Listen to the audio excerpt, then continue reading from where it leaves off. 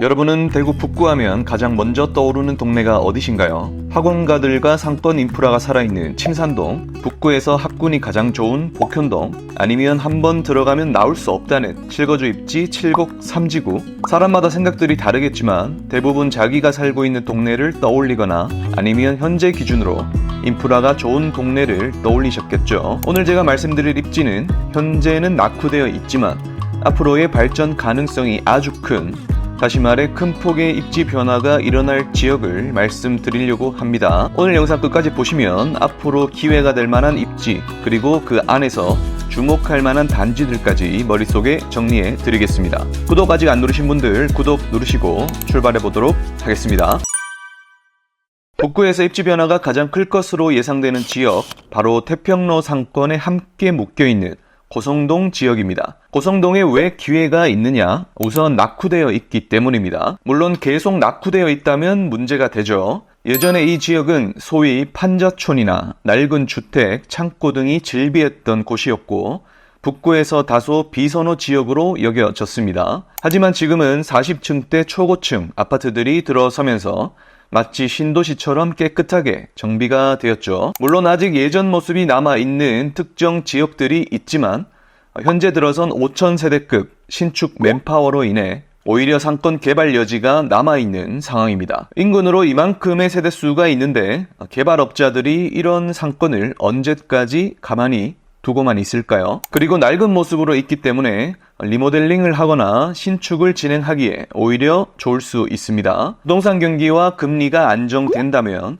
개발 압력을 충분히 받을 수 있는 지역인 것이죠. 이런 낡은 지역에 40층대 아파트들이 밀집해서 들어올 수 있었던 이유 무엇일까요? 바로 토지의 용도 때문이었습니다. 우리는 주로 부동산을 볼 때 외형적으로 보이는 건물에 주목을 하게 되지만 실제로 그 건물이 서 있는 땅이 근간이 되는데요. 땅의 용도에 의해서 지어질 수 있는 건축물의 규모와 높이가 결정되기 때문입니다. 그렇다면 토지의 용도 중에 가장 비싼 것은 무엇일까요? 바로 가장 넓고 높게 지을 수 있는 중심 상업지역이 되겠죠. 네, 맞습니다. 바로 그 고성동이 중심 상업지역이었기 때문에 40층 이상 고층 스카이라인이 가능했던 것이죠. 흥미로운 점은 그렇게 낡은 모습으로 사람들에게 선호받지 못했던 지역인데 알고 보니 땅의 가치는 가장 높은 곳이었다는 것이죠. 그래서 어떻게 보면 이제 그 땅의 활용을 제대로 하게 되었다고 볼 수 있겠습니다. 사실 과거 이 고성동 지역은 이름에서도 알 수 있듯이 오래된 성이 있던 동네, 즉 읍성 안에 있는 사람들이 모여 살던 동네였다는 것인데요. 인구 팽창기 국면을 지나 다시 인구 감소 추세로 돌아서면서 원도심 재개발의 흐름과 결을 같이 한다고 보면 되겠습니다. 그래서 실제로 이 지역뿐 아니라 전국적으로도 원도심 재개발에 방향이 잡혀 있는 것이며 대구에서도 원도심 주변으로 아파트 개발이 많이 이루어진 것도 이 때문이죠. 이 지역의 또 다른 특징은 40층대 스카이라인을 형성한다는 점입니다. 건너편 중구 태평로와 함께 양쪽으로 초고층 건물이 줄을 지어 있는 형태인데요. 서울 쪽에서 KTX를 타고 서대구역을 지나며 대구로 들어올 때 대구의 상징적인 이미지를 만들어줄 수 있을 것입니다. 전국적으로도 이렇게 40층대 초고층 아파트들이 1만 세대가 밀집되어 있는 지역은 드물기 때문인데요. 그래서 대구의 첫인상을 강하게 남겨줄 수 있는 역할을 기대해 봅니다.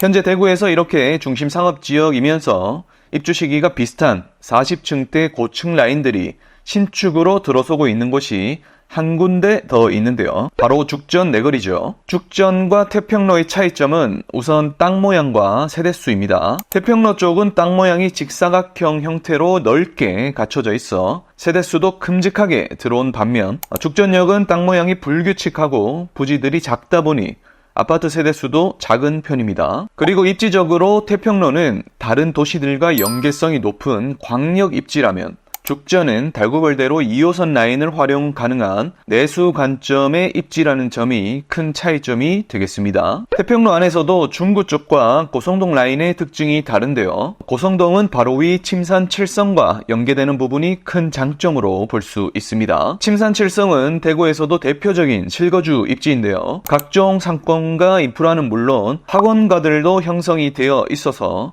생활 만족도가 아주 높은 곳입니다. 예전에는 대형 3사 마트를 모두 이용할 수 있는 동네로도 유명했는데요. 현재는 이마트만 남아있는 부분은 아쉽긴 합니다. 침산칠성은 위치상으로 북구 안에서도 도심 쪽에 위치해 있기에 시내 쪽으로 가기도 편리하고 지하철은 없지만 신천대로와 북대구 IC도 바로 이용할 수 있어서 교통이 단점이지만 교통이 장점인 특이한 지역입니다. 그래서 한때는 침산칠성의 가장 좋은 위치에 신축인 오페라 3중 그린 코아가 비수성구 전체에서 대장 역할을 하기도 했었죠. 이런 침산칠성의 상권이 과거 침산 내거리에 집중되어 있었다면 오페라 3중 입주 이후 점점 남쪽으로 내려오고 있는 추세입니다. 현재는 이마트 주변과 고성동 쪽으로도 상권이 많이 발달되어 있는 상황이죠. 앞으로는 고성동에 신축들이 입주를 진행하면서 이쪽으로 상권이 확장 이동할 수 있겠죠. 이제는 구축이 많은 침산동이 되었지만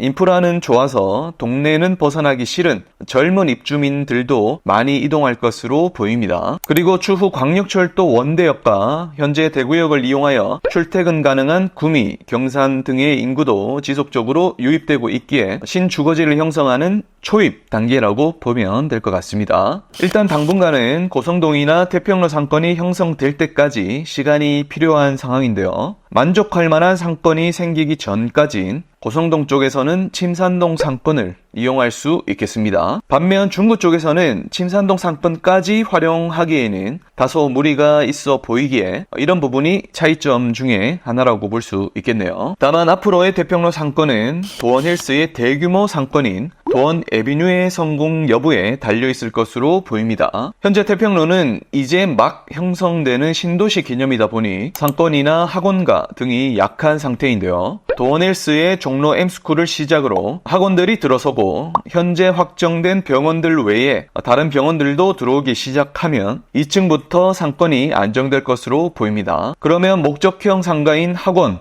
병원 등을 보내기 위해 고성동에서 넘어올 수 있겠죠. 그렇게 되면 그 유동인구를 보고 1층의 식당이나 카페 등이 들어서게 될 흐름으로 예상됩니다. 이런 고성동 라인에서 주목할 만한 단지들로는 앞서 말씀드렸던 고성동 중에서도 중심상업지역에 위치한 고성 사총사입니다. 토지 용도, 위치도 거의 비슷해서 추후에 입주를 하고 나면 함께 시세를 만들어갈 것으로 예상되고 그래도 그 안에서의 각각의 장단점들이 있습니다. 오페라 스위치에는 코너 시인성이나 외부 디자인, 내부 구조, 커뮤니티의 강점이 있는 반면 초등학교가 가장 먼 단점이 있습니다. 오페라 W의 경우 고성 사총사의 첫 삽이었다 보니 분양가가 가장 저렴했다는 장점, 그리고 동간거리가 가장 넓어서 조경이 우수합니다. 분양가가 저렴했던 만큼 아직까지는 시세가 가장 약한데요. 추후에는 키 맞추기를 하지 않을까 예상되고 있습니다. 오페라 힐스의 경우에는 브랜드의 강점, 그리고 아파트와 주상복합의 장점을 잘 섞은 면이 특징이었습니다. 오일의 경우 잠시 후에 조금 더 말씀드려 볼게요. 그리고 오페라 태왕은 달성공원역과 달성초가 가장 가깝기 때문에 이런 점은 장점으로 볼 수 있고 고성 사총사 중에 가장 큰 대형을 가지고 있다는 점이 특징으로 보입니다. 고성 사총사의 상세한 특징 및